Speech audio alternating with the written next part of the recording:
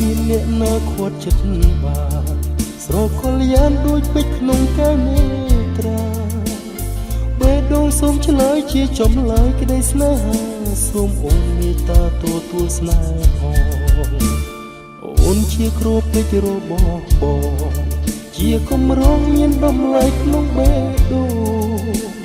គ្មានអ្នកណាមានសិទ្ធិផ្សងមានតែបងឈាមចាស់ចិត្តនៃគ្រូពេជ្រតែបេះដូងបងលាទុកស្នេហ៍គឺ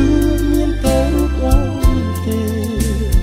ជាចាស់ស្នេហ៍ក្នុងហរទីរៀមរាជាបោផាលំអងពេជ្រមិនរូបរងអ្នកណាថាអូនជាការពេជ្រគ្មានតម្លៃតែចរណៃអូនមានន័យអត់កែនេះក្នុងចិត្តបងសូម